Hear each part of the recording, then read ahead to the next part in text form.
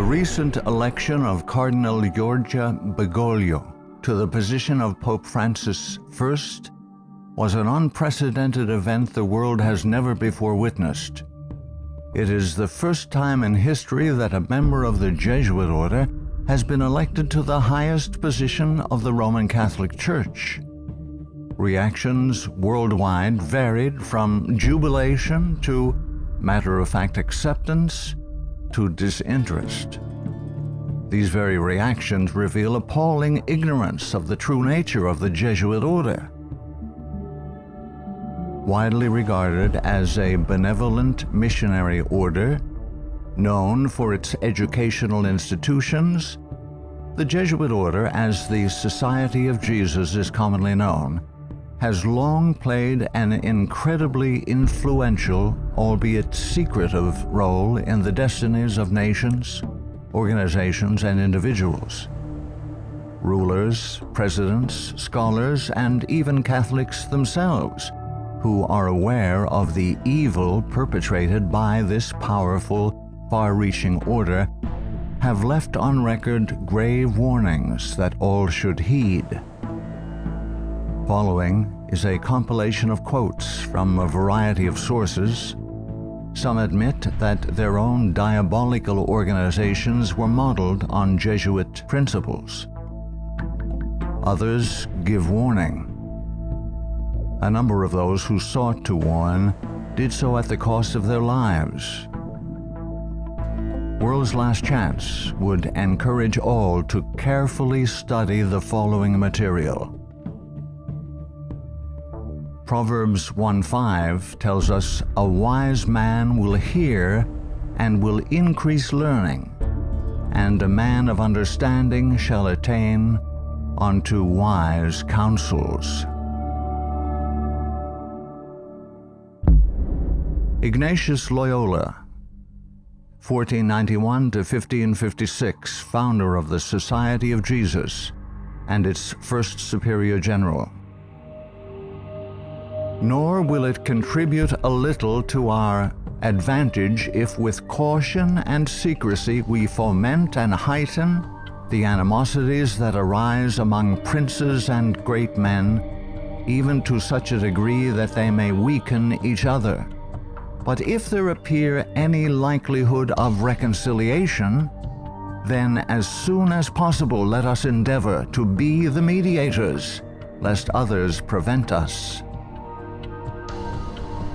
Finally, let all with such artfulness gain the ascendant over princes, noblemen, and the magistrates of every place, that they may be ready at our beck, even to sacrifice their nearest relations and most intimate friends, when we say it is for our interest and advantage. Let proper methods be used to get knowledge of the animosities that arise among great men, that we may have a finger in reconciling their differences. For by this means we shall gradually become acquainted with their friends and secret affairs, and of necessity engage one of the parties in our interests. Immediately upon the death of any person of post, let them take timely care to get some friend of our society preferred in his room. But this must be cloaked with such cunning and management as to avoid giving the least suspicion of our intending to usurp the prince's authority. Putting aside all private judgment, we should always be ready to accept this principle. I will believe that the white I see is black, if the hierarchical church so defines it. Princes and persons of distinction everywhere must, by all means, be so managed that we may have their ear, and that will easily secure their hearts, by which way of proceeding all persons will become our creatures, and no one will dare to give the society the least disquiet or opposition. Finally, the society must endeavor to effect this at least, that having gotten the favor and authority of princes, those who do not love them at least fear them.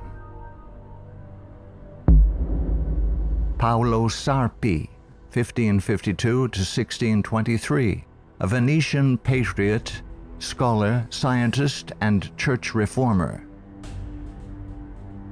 They are a public plague and the plague of the world. From the Jesuit colleges there never is sent a pupil obedient to his father, devoted to his country, loyal to his prince. Every species of vice finds its patronage in them. There is no perjury, nor sacrilege, nor parricide, nor incest, nor rapine, nor fraud, nor treason which cannot be masked as meritorious beneath the mantle of their dispensation. Muccio Vitelleschi, 1562 to 1645, 6th Superior General of the Society of Jesus.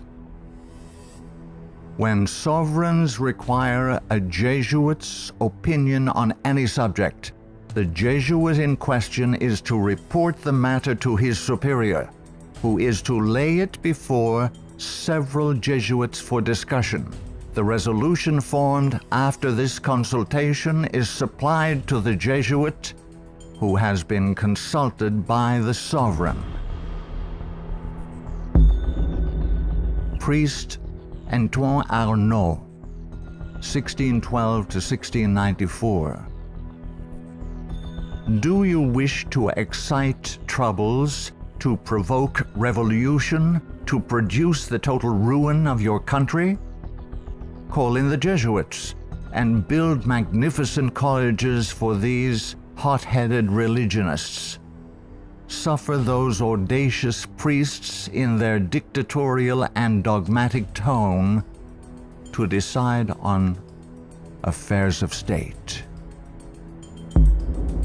Michelangelo Tamburini, 1648 to 1730, 14th Superior General of the Society of Jesus. See, sir, from this chamber I govern not only to Paris, but to China, not only to China, but to all the world, without anyone to know how I do it. Pope Clement XIV, 1705 to 1774. Following are Pope Clement XIV's words upon signing the bull of suppression and extinction of the Jesuits. A bull is the strongest legal document a pope can issue. The suppression is accomplished. I do not repent of it, having only resolved on it after examining and weighing everything, and because I thought it necessary for the Church. If it were not done, I would do it now. But this suppression will be my death. Pope Clement XIV knew the Jesuits very well and expected to die at their hands. He was correct. He was poisoned. A peasant woman was persuaded by means of a disguise to procure entrance into the Vatican and offered to the Pope a fig in which poison was concealed. Clement XIV was exceedingly fond of this fruit and ate it without hesitation. The same day the first symptoms of severe illness were observed, and to these rapidly succeeding violent inflammation of the bowels. He soon became convinced that he was poisoned and remarked, "Alas, I knew they would poison me, but I did not expect to die in so slow and cruel a manner."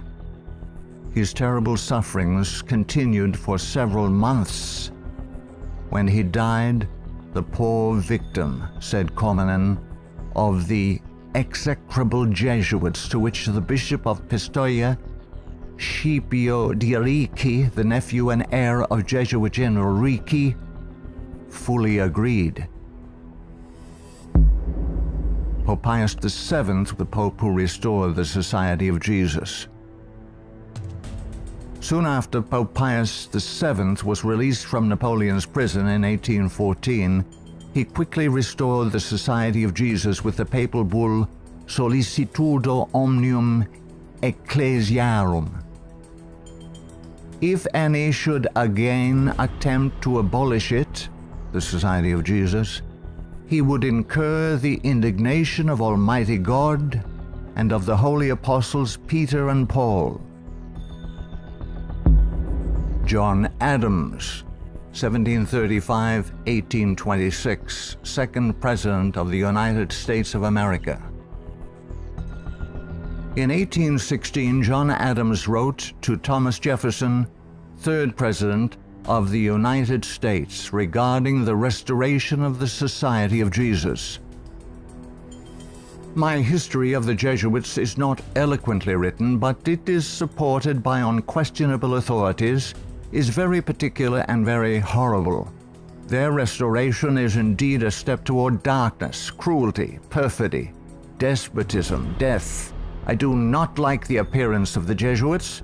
If ever there were a body of men who merited eternal damnation on earth and in hell, it is this Society of Loyolas. Shall we not have regular swarms of them here, in as many disguises as only a king of the gypsies can assume, dressed as painters, publishers, writers, and schoolmasters? If ever there was a body of men who merited eternal damnation on earth and in hell, it is this Society of Loyolas. We are compelled by our system to offer them asylum. Napoleon Bonaparte, 1769–1821, Emperor of the French. The Jesuits are a military organization, not a religious order. Their chief is a general of an army, not the mere father abbot of a monastery. And the aim of this organization is power. Power in its most despotic exercise. Absolute power, universal power, power to control the world by the volition of a single man. Jesuitism is the most absolute of despotisms, and at the same time the greatest and most enormous of abuses. The general of the Jesuits insists on being master sovereign over the sovereign. Wherever the Jesuits are admitted, they will be masters, cost what it may. Their society is by nature dictatorial, and therefore it is the irreconcilable enemy of all constituted authority. Every act, every crime, however atrocious, is a meritorious work, if committed for the interest of the Society of the Jesuits or by the order of the general. Adam Weishaupt, 1748–1830, a Jesuit German philosopher and founder of the Order of the Illuminati. The degree of power to which the representatives of the Society of Jesus had been able to attain in Bavaria was all but absolute. Members of the order were the confessors and preceptors of the electors, hence they had a direct influence upon the policies of government. The censorship of religion had fallen into their eager hands, to the extent that some of the parishes even were compelled to recognize their authority and power. To exterminate all Protestant influence and to render the Catholic establishment complete, they had taken possession of the instruments of public education. It was by Jesuits that the majority of the Bavarian colleges were founded, and by them they were controlled. By them also the secondary schools of the country were conducted. The Marquis de Lafayette, 1757–1834, a French statesman and general. It is my opinion that if the liberties of this country, the United States of America, are destroyed, it will be by the subtlety of the Roman Catholic Jesuit priests, for they are the most crafty, dangerous enemies to civil and religious liberty. They have instigated most of the wars of Europe. Friedrich von Hardenberg, 1772–1801, German philosopher. Never before in the course of the world's history had such a society, that is, the Jesuit order, appeared. The old Roman Senate itself did not lay schemes for world domination with greater certainty of success. André-Marie Jean-Jacques Dupin, 1783 to 1865, a French statesman. The Jesuits are a naked sword whose hilt is at Rome, but its blade is everywhere, invisible until its stroke is felt. Samuel Morse, 1791 to 1872, American inventor of the telegraph.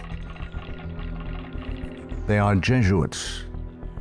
This society of men, after exerting their tyranny for upwards of 200 years, at length became so formidable to the world, threatening the entire subversion of all social order, that even the Pope, whose devoted subjects they are, and must be, by the vow of their society, was compelled to dissolve them. They had not been suppressed, however, for 50 years before the waning influence of popery and despotism required their useful labors to resist the light of democratic liberty, and the Pope, Pius VII, simultaneously with the formation of the Holy Alliance, revived the order of the Jesuits in all their houri. From their vow of unqualified submission to the sovereign pontiff, they have been appropriately called the Pope's bodyguard. And do Americans need to be told what Jesuits are? They are a secret society, a sort of Masonic order, with super-added features of revolting odiousness, and 1,000 times more dangerous. They are not merely priests or of one religious creed. They are merchants and lawyers and editors and men of any profession having no outward badge in this country by which to be recognized. They are about in all your society. They can assume any character, that of angels of light or ministers of darkness, to accomplish their one great end, the service upon which they are sent, whatever that service may be. They are all educated men, prepared and sworn to start at any moment and in any direction, and for any service, commanded by the general of their order, bound to no family, community, or country by the ordinary ties which bind men, and sold for life to the cause of the Roman pontiff. And who are these agents? They are for the most part Jesuits, an ecclesiastical order proverbial through the world for cunning, duplicity, and total want of moral principle, an order so skilled in all the arts of deception that even in Catholic countries, in Italy itself, it became intolerable and the people required its suppression. Orestes Augustus Brownson, 1803 to 1876, New England intellectual and activist, preacher, labor organizer, and noted Catholic convert and writer. Undoubtedly, it is the intention of the Pope to possess this country, America. In this intention, he is aided by the Jesuits and all the Catholic prelates and priests. If the Catholic Church becomes predominant here, Protestants will all be exterminated. Abraham Lincoln, 1809 to 1865, 16th President of the United States of America. This war, the American Civil War, 1860 to 1865, would never have been possible without the sinister influence of the Jesuits. We owe it to popery that we now see our land reddened with the blood of her noblest sons. Though there were great differences of opinion between the South and North on the question of slavery, neither Jeff Davis nor any one of the leading men of the Confederacy would have dared to attack the North had they not relied on the promise of the Jesuits that under the mask of democracy, the money and the arms of the Roman Catholics, even the arms of France, were at their disposal if they would attack us. The Protestants of both the North and South would surely unite to exterminate the priests and the Jesuits if they could learn how the priests and nuns and the monks which daily land on our shores under the pretext of preaching their religion are nothing else but the emissaries of the Pope, of Napoleon III, and the other despots of Europe to undermine our institutions, alienate the hearts of our people from our Constitution and our laws, destroy our schools, and prepare a reign of anarchy here as they have done in Ireland, in Mexico, in Spain, and wherever there are any people who want to be free. "I am so glad to meet you again," he said. "You see that your friends the Jesuits have not yet killed me, but they would have surely done it when I passed through the most devoted city, Baltimore, had I not defeated their plans by passing incognito a few hours before they expected me." New projects of assassination are detected almost every day, accompanied with such savage circumstances that they bring to my memory the massacre of St. Bartholomew and the gunpowder plot. We feel, at their investigation, that they come from the same masters in the art of murder, the Jesuits. So many plots have already been made against my life that it is a real miracle that they have all failed when we consider that the great majority of them were in the hands of skillful Roman Catholic murderers evidently trained by the Jesuits. I know that Jesuits never forget nor forsake, but man must not care how and where he dies, provided he dies at the post of honor and duty. Charles Chineke, 1809 to 1899, Canadian ex-Catholic priest. From that the Catholic priests with the most admirable ability and success have gathered their Irish legions into the great cities of the United States, and the American people must be very blind indeed if they do not see that if they do nothing to prevent it, the day is very near when the Jesuits will rule their country, from the magnificent White House at Washington to the humblest civil and military department of this vast republic. Brigadier General Thomas M. Harris, 1817 to 1906, physician and Union General during the Civil War. The organization of the Roman Catholic hierarchy is a complete military despotism of which the Pope is the ostensible head. The Black Pope is the head of the Order of the Jesuits and is called a general. He not only has command of his own order, but directs and controls the general policy of the Roman Catholic Church. He is the power behind the throne and is the real potential head of the hierarchy. There is no independence of thought or of action in its subordinate parts, implicit and unquestioning obedience to the orders of superiors in authority is the sworn duty of the priesthood of every grade. It would seem that the Jesuits had had it in mind from the beginning of the war, the American Civil War of 1861 to 1865, to find an occasion for the taking off, that is the assassination, of Mr. Abraham Lincoln. The favorite policy of the Jesuits is that of assassination. Fyodor Dostoevsky, 1821 to 1881, famous Russian novelist. The Jesuits are simply the Roman army for the earthly sovereignty of the world in the future, with the Pontiff of Rome for emperor. That's their ideal. It's simple lust of power, of filthy earthly gain, of domination, something like a universal serfdom with them as masters. That's all they stand for. They don't even believe in God, perhaps. Margaret F. Cusick, 1829 to 1899, converted nun of Kenmare. The great idea of the Jesuit has always been a universal spiritual and temporal monarchy in which the Jesuit should reign supreme. England has always been the place desired for the base of operations necessary for this end. Hence the blood, the tears shed, and the schemes undertaken in this country by the Jesuit. He has by no means ended his efforts for the subjugation of the world to Rome through England.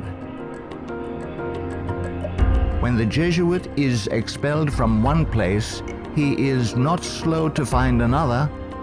France may reject him, not without cause, but England opens her arms to him. Catholic Italy may deprive him of the glories of his once famous home in the Jesuit, but America opens her doors to him. He is the wandering Jew of the Romish Church. He is followed by the execrations of those by whom he was once beloved until they discovered his iniquities. Charles Haddon Spurgeon, 1834 to 1892, British particular Baptist preacher known as the Prince of Preachers. Our ancient enemies have small belief in our common sense if they imagine that we shall ever be able to trust them, after having so often beheld the depths of Jesuitical cunning and duplicity. The sooner we let certain archbishops and cardinals know that we are aware of their designs and will in nothing cooperate with them, the better for us and our country. Of course, we shall be howled at as bigots, but we can afford to smile at that cry when it comes from the church which invented the Inquisition. No peace with Rome is the motto of reason as well as of religion. Richard W. Thompson, 1809 to 1900, Secretary of the Navy, United States of America. The Jesuits are the deadly enemies of civil and religious liberty. The Jesuit general occupies the place of God and must be obeyed, howsoever the peace and welfare of the multitude may be imperiled or the nations be convulsed from center to circumference. The Society of Jesuits must obtain the mastery, even if general anarchy shall prevail, or all the world besides be covered with the fragments of a universal wreck. The sovereigns of the Holy Alliance had massed large armies and soon entered into a pledge to devote them to the suppression of all uprisings of the people in favor of free government. And he, Pius VII, desired to devote the Jesuits, supported by his pontifical power, to the accomplishment of that end. He knew how faithfully they would apply themselves to that work, and hence he counseled them in his decree of restoration to strictly observe the useful advices and salutary counsels whereby Loyola had made absolution the cornerstone of the society. Luigi de Sanctis, 19th century ex-official censor of the Inquisition. All these things caused the Father General of the Jesuits to be feared by the Pope and sovereigns. A sovereign who is not there, the Jesuits' friend, will sooner or later experience their vengeance. At what then do the Jesuits aim? According to them, they only seek the greater glory of God. But if you examine the facts, you will find that they aim at universal dominion alone. They have rendered themselves indispensable to the Pope, who without them could not exist, because Catholicism is identified with them. They have rendered themselves indispensable to governors and hold revolutions in their hands. And in this way, Either under one name or another, it is they who rule the world. He who thinks he knows the Jesuits by having read all the books that were written in the past century, the 18th century, to unmask them would be grossly deceived. The Jesuitism of that day was an open war against the gospel and society. The Jesuitism of the present is a slow but contagious and deadly disease which secretly insinuates itself. It is a poison taken under the name of medicine. G. B. Nicolini, Italian ex-Catholic, in 1854 published the finest Italian history of the Jesuits in existence. Take the Jesuit for what he ought or appears to be, and you commit the greatest of blunders. Draw the character after what the Jesuit seems to be in London, you will not recognize your portrait in the Jesuit of Rome. The Jesuit is the man of circumstances. Despotic in Spain, constitutional in England, republican in Paraguay, bigot in Rome, idolater in India. He shall assume and act out in his own person, with admirable flexibility, all those different features by which men are usually to be distinguished from each other. He will accompany the gay women of the world to the theater and will share in the excesses of the debauchee. With solemn countenance he will take his place by the side of the religious man at church, and he will revel in the tavern with the glutton and the sot. He dresses in all garbs, speaks all languages, knows all customs, is present everywhere, though nowhere recognized, and all this, it should seem, O monstrous blasphemy, for the greater glory of God, ad majorem Dei gloriam. The members of the society are divided into 4 classes: the professed, coadjutors, scholars, and novices. There is also a secret 5th class known only to the general and a few faithful Jesuits, which perhaps more than any other contributes to the dreaded and mysterious power of the order. It is composed of laymen of all ranks, from the minister to the humble shoeboy. These are affiliated to the society but not bound by any vows. They are persons who will make themselves useful. They act as the spies of the order and serve, often unwittingly, as the tools and accomplices in dark and mysterious crimes. The Jesuit Father Francis Pellico candidly confesses that the many illustrious friends of the society remain occult and obliged to be silent. There is no record in history of an association whose organization has stood for 300 years unchanged and unaltered by all the assaults of men and time, and which has exercised such an immense influence over the destinies of mankind. The ends justify the means is his favorite maxim, and as his only end, as we have shown, is the order, at its bidding, the Jesuit is ready to commit any crime whatsoever. The immense wealth of the Jesuits has been bequeathed to them by wills made at the last hour.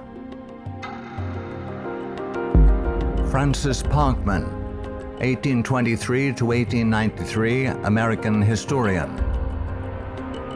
The Jesuits, then as now, were the most forcible exponents of ultramontane principles. The Church to rule the world, the Pope to rule the Church, the Jesuits to rule the Pope. Such was and is the simple program of the Order of Jesus, and to it they have held fast except on a few rare occasions of misunderstanding with the Vice-Regent of Christ. Hector Macpherson, 1851 to 1924, prolific Scottish writer and journalist. So hurtful was the Jesuit order found to be that up to 1860 it was expelled no fewer than 70 times from countries which had suffered from its machinations.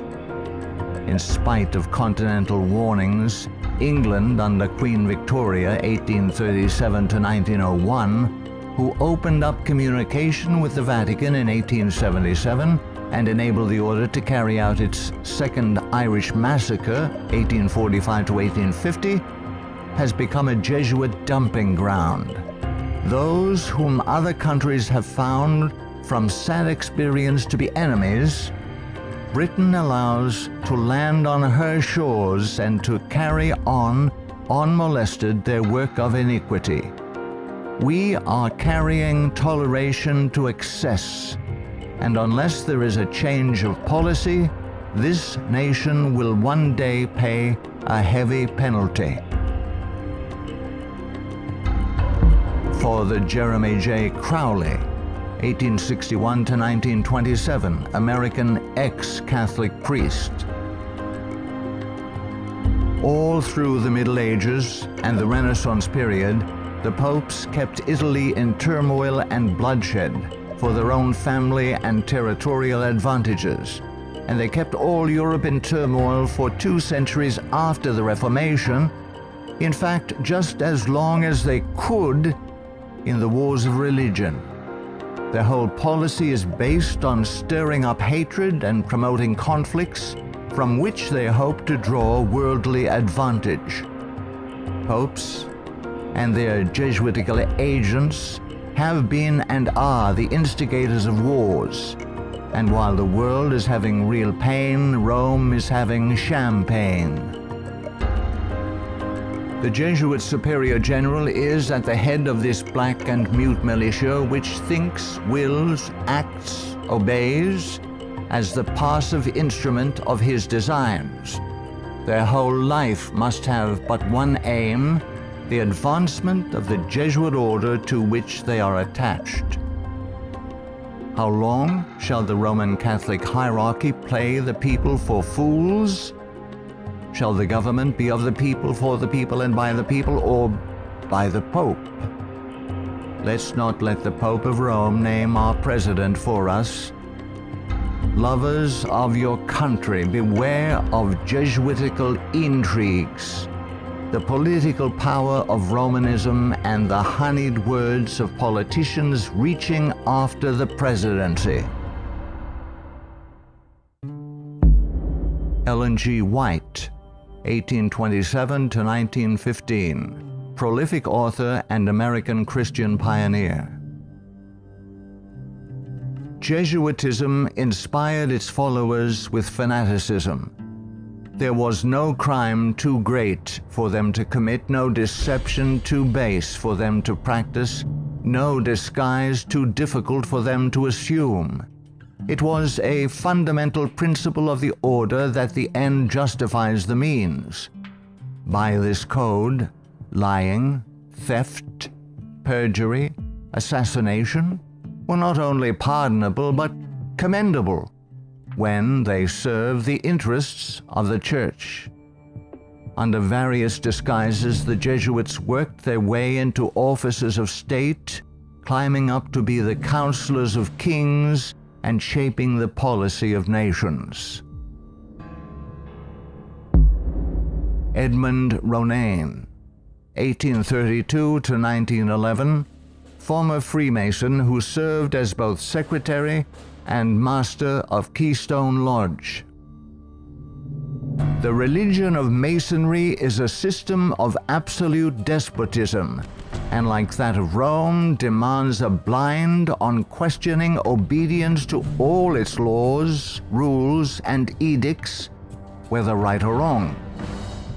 What a singular commentary on the indifference, the subserviency, or the cowardice of society, that an institution professedly organized by such cunning knaves, the Jesuits, and for such base purposes, and which has been sustained by fraud, falsehood and deception from the commencement of its career to the present time, should be permitted today to dictate to, if not virtually to rule the nation, and to create such a dread in communities that even some of the ministers of Christian denominations who detest its vile philosophy and who would like to see it swept from the face of the earth are absolutely afraid to mention its name, either in the pulpit, the prayer meeting, or the Sabbath school, lest its secret vendetta vengeance might, in some concealed manner, be wreaked upon them.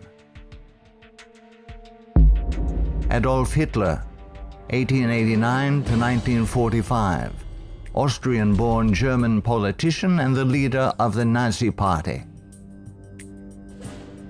I have learned most of all from the Jesuit order. So far, there has been nothing more imposing on earth than the hierarchical organization of the Catholic Church. A good part of that organization I have transported direct to my own party. The Catholic Church must be held up as an example. I will tell you a secret. I am founding an order. In Himmler, I see our Ignatius de Loyola. Walter Friedrich Schellenberg, 1910 to 1952, German SS Brigadier Führer, who rose through the ranks of the SS to become the head of foreign intelligence. The SS had been organized by Himmler according to the principles of the Jesuit order. The rules of service and spiritual exercises prescribed by Ignatius de Loyola constituted a model which Himmler strove carefully to copy. Absolute obedience was the supreme rule. Every order had to be executed without comment. Avro Manhattan, 1914 to 1990, a writer and philosopher. The Jesuits are one of the largest stockholders in the American Steel Company, Republic, and National. They are also among the most important owners of the four greatest aircraft manufacturing companies in the U.S., Boeing, Lockheed, Douglas, and Curtiss-Wright. No political event or circumstance can be evaluated without the knowledge of the Vatican's part in it, and no significant world situation exists in which the Vatican does not play an important explicit or implicit role. Alberto Rivera, 1935 to 1997, ex-Jesuit. The higher I went in the Jesuit order, the more corruption I saw within the institution. I was invited to attend a secret black mass by high-ranking Jesuits, including Superior General Pedro Arupe, in a monastery in the northern part of Spain. When I knelt to kiss the ring of a high official, I saw a symbol on that ring that made my blood run cold.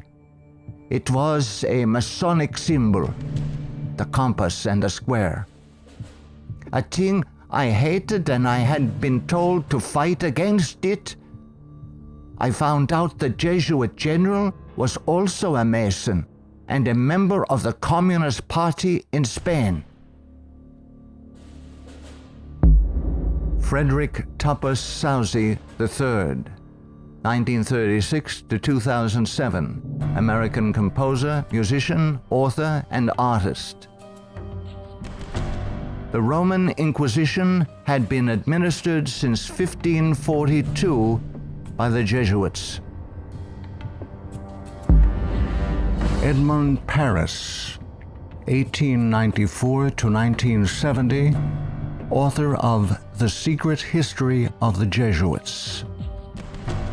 The public is practically unaware of the overwhelming responsibility carried by the Vatican and its Jesuits in the starting of the two world wars, a situation which may be explained in part by the gigantic finances at the disposition of the Vatican and its Jesuits, giving them power in so many spheres, especially since the last conflict.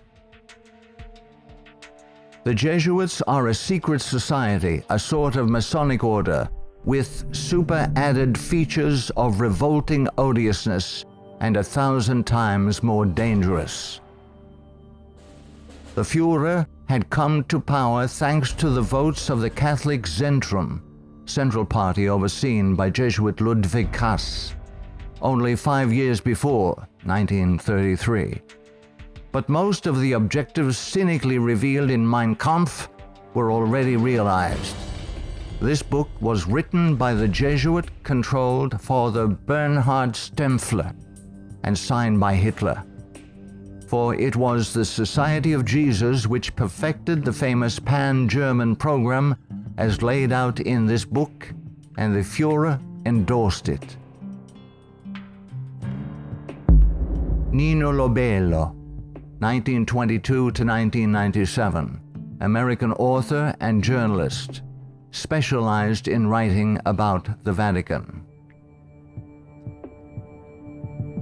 The Pope's confessor, an ordinary priest, must be a Jesuit. He must visit the Vatican once a week at a fixed time, and he alone may absolve the Pope of his sins. Michael Bunker, American writer, historian, theologian. There is a conspiracy against Christendom, but who are Satan's agents in this conspiracy? The agents are the Jesuits. Even though the Jesuits exude vast influence and control in the areas of theology, education, recorded history, and current media, I am still perplexed that virtually no literature exists exposing the Jesuits' influence on mainline Protestantism. In this work, the author uncovers forgotten history regarding the cooperative salvation theology of the Jesuits. From Cain to Charles G. Finney, this book proves that modern Protestantism has abandoned the doctrines of grace and embraced the Satanic doctrines of cooperative salvation. Eric John Phelps, 1953, still living, author and protagonist in the truth-seeking movement in the United States. In the 20th century, the Jesuits have conducted their inquisition under the names of Nazism, fascism, communism, and now Islamic terrorism, with their inquisitors Adolf Hitler, Francisco Franco, Joseph Stalin, and now Osama bin Laden. Today, the Black Pope orders his Holy Office of the Inquisition, renamed in 1965 the Sacred Congregation for the Doctrine of the Faith, through his international intelligence community headed by papal knights, including Skull and Bonesman George W. Bush. To the abhorrent Jesuit doctrine of regicide, the killing of kings, we must now direct our attention that we may understand an established policy calculated to obtain or maintain the mastery of all nations following well-planned assassinations. In the past, the order's assassins were either Jesuits, like Jacques Clement, or killers easily connected to the influence of the company, men like John Wilkes Booth. Today, these professional terminators are cleverly distanced from their Masonic master, the Black Pope, and given deceptive titles by the Pope's internationally controlled press corps, jurists, and historians. Such titles as anarchists, nihilists, rogue agents within intelligence agencies, or just lone nut assassins. Sometimes these individuals in fact do the killing, consciously and unconsciously, as do the programmed Manchurian candidates. They sacrifice themselves, die in the act, or are punished for their crimes. created by Loyola in 1534 and sanctioned by Paul III in 1540. In seeking to destroy the Protestant Reformation and restore the Dark Ages with the White Pope, exercising his temporal power as the universal monarch of the world, authored the 25 sessions of the Council of Trent, 1545 to 1563, and established themselves as the confessors and advisors of the monarchs of Europe, promoting absolute monarchical despotisms through which they ignited monstrous wars characterized by pitiless massacres of Protestants and innocents, such as the Dutch Revolution, 1568 to 1648, the 30 Years' War, 1618 to 1648, the Puritan Revolution, 1644 to 1653, the 7 Years, French Indian War, 1754 to 1763. While oppressing and weakening the peoples of the nations and the Semitic Hebrew Jewish race with the Holy Office of the Inquisition, aided by the Knights of Malta and later Scottish Rite Freemasonry from 1540 to 1773, we as God's people in 14th Amendment America have received the Lord Jesus Christ as our personal Savior according to His blessed gospel set forth in His infallible Holy Scriptures. The authorized King James Version of 1611 must repent of our personal and national sins. Then we must forsake them. Some of those sins are: 1. Permitting the army of the Black Pope, the company of the Society of Jesus, to exist, mightily prosper, and absolutely control the government of the United States through its Council on Foreign Relations within our borders. 2. Believing the Jesuit-controlled American press, which has continually lied and deceived us throughout the 20th century. 3. Permitting the Jesuits' Federal Reserve banking system and United Nations to exist within our borders, as these two bodies have successfully destroyed popular liberty, liberalism, and the national sovereignty of every nation in the world pursuant to the purposes of the Jesuits' Holy Alliance. 4. Waiving our Fourth and Fifth Amendment rights secured by the declaratory and restrictive clauses of the Bill of Rights at the insistence of the Baptists of Virginia, and so dearly paid for with torrents of blood by our Protestant forefathers, through filing our confessions every April 15th, paying the heavy and progressive communist income tax, thereby financing a multitude of sins. 5. Permitting the drafting, vaccinating, and sending of our sons abroad to fight the Pope's foreign wars, such as the war in Vietnam and the recent wars in Serbia, Iraq, and now Afghanistan, resulting in the further destruction of American liberals and foreign heretics so condemned by the Jesuits' Council of Trent. 6. Permitting the Jesuits in control of the government of the American Empire to use our military and financial might to enthrone dictators around the world whose first allegiance is to Rome, thereby restoring the temporal power of the Jesuits, infallible Pope, returning the world to the Dark Ages. 7. Consenting to the Jesuits' Supreme Court decisions in removing the Protestant Bible and prayer from the bulwark of American liberty so hated by the Jesuits, the public school system. 8.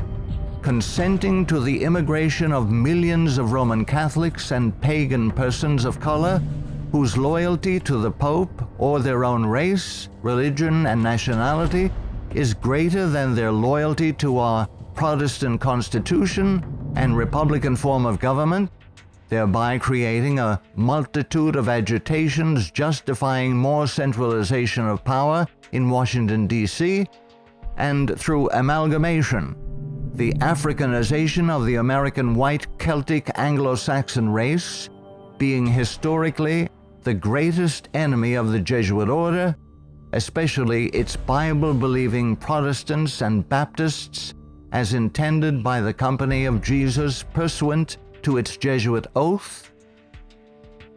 9.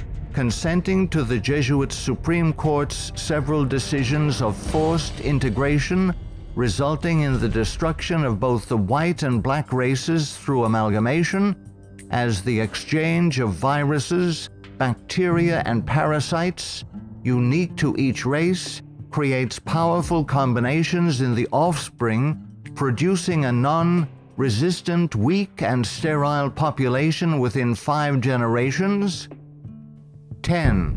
Consenting to the Jesuit Supreme Court's decision of legalized abortion, resulting in the mass murder of unborn babies, polluting the land with innocent blood, ultimately collapsing the Ponzi scheme called the Social Security system, justifying mass murder of the elderly by the coming fascist dictator, provoking the Lord against us to consume us, until there be no remnant nor escaping in the land, by means of a massive military invasion composed of a coalition of nations, cleansing the land with the blood of unrepentant and unforgiven American murderers.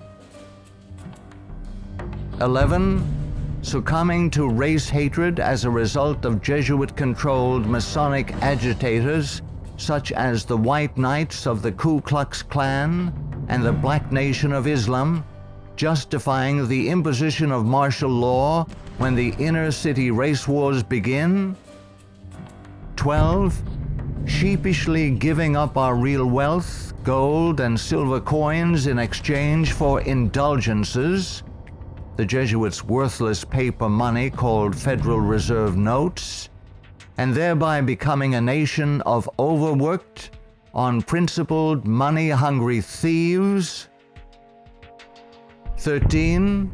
Consenting to the cattle brand of the Jesuits' Social Security number as a means of identification to be used by their international intelligence community, begun by Hitler's SS at Dachau, it being the forerunner of. 14. Obeying the evil 1968 gun law of Nazi origin and thereby, upon purchasing new firearms, blindly registering our guns, our swords of just defense, enabling the coming Jesuit-controlled white fascist military dictator to ultimately take them from us, making our annihilation sure pursuant to the Council of Trent. 15. Committing a multitude of personal sins, both public and private, ensuring that our annihilation will be a righteous act in the eyes of both the risen Son of God and mortal man. Far from being the benevolent educational missionary society many view the Society of Jesus as being, the Jesuit order is responsible for some of the most heinous acts in recorded history. They have battled truth and righteousness, crushed religious liberty, influenced kings, and sought to mold the course of history to carry out their own agenda. Now that the visible head of the Roman Catholic Church is himself a member of this order, the power of the Jesuit order is complete. Let all who love truth, all who love freedom, take heed and beware of the danger now facing the world in the person of Pope Francis I. Error and wickedness will ever seek to use force against truth and righteousness. Now is the time to draw close to Yahuwah, setting aside the sin that doth so easily beset, and surrender all to the Creator. He will accept all who come to him in faith. A prudent man foreseeth the evil, and hideth himself, but the simple pass on and are punished.